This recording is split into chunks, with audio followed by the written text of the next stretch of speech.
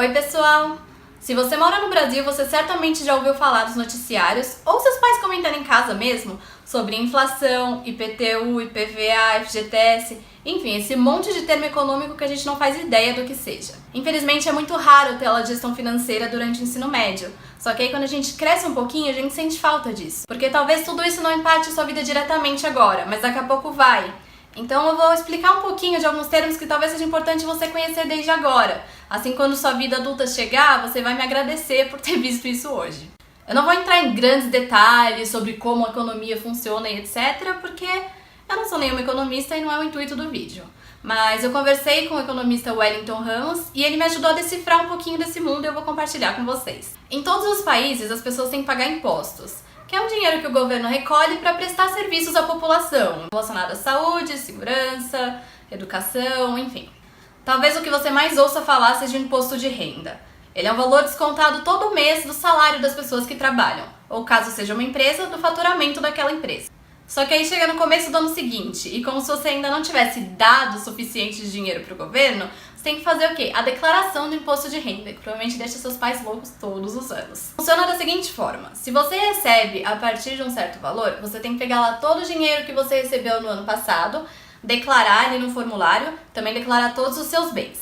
E aí, às vezes, dá pra você abater alguns valores, principalmente se é gasto com saúde, com educação, e aí abate esses valores e vai chegar num total. E aí, em cima desse total, existe uma fórmula ali, um cálculo que é feito pra você saber, o que muito provavelmente vai acontecer, se você vai ter que pagar mais impostos. E em alguns casos, às vezes se a pessoa teve muita despesa médica, por exemplo, pode ser que também tenha que receber de volta uma quantia. Um outro imposto que a gente ouve muito falar é o IPVA, que é o quê? É basicamente o imposto que o governo estadual recolhe sobre o seu automóvel. Só que assim, quanto mais caro for seu automóvel, maior vai ser o imposto que você vai pagar sobre ele. O IPTU, esse também é bem falado. É mais ou menos o mesmo esquema do IPVA, só que nesse caso você paga sobre uma propriedade, seja uma construção ou um terreno.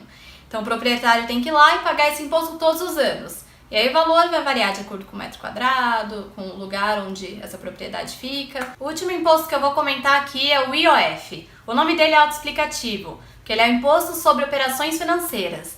Então ele é uma porcentagem que vai ser descontada em algumas transações, como, por exemplo, quando você pega um empréstimo, quando você usa o cheque especial, na compra e venda de moedas estrangeiras, e no cartão de crédito se você usa ele no exterior, por exemplo, ou se você tenta postergar o pagamento da sua fatura. Agora vamos falar de FGTS. É basicamente uma poupancinha ali que o seu empregador vai abastecendo todo mês. Então 8% do seu salário todo mês vai para aquela poupancinha e fica ali rendendo.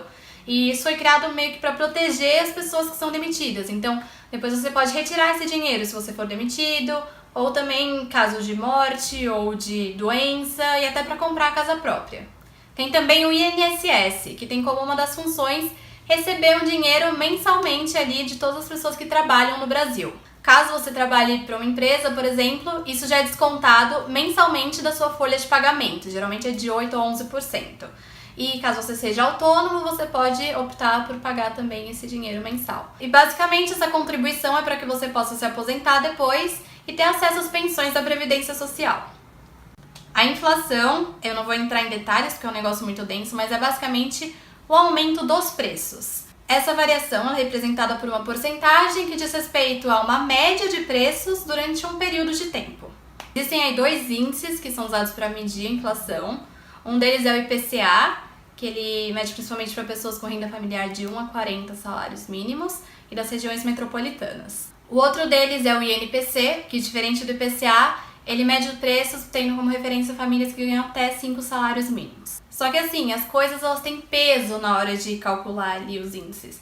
Então as coisas que os consumidores compram mais, então alimentos ou mesmo combustível, eles têm um peso maior na hora de você calcular a média ali para definir a inflação no período de tempo. E só para fechar, um termo que você provavelmente ouça na escola, mas talvez não tenha ficado tão claro, é o PIB. Ele é a soma de todos os bens e serviços produzidos em uma determinada região durante um determinado período de tempo.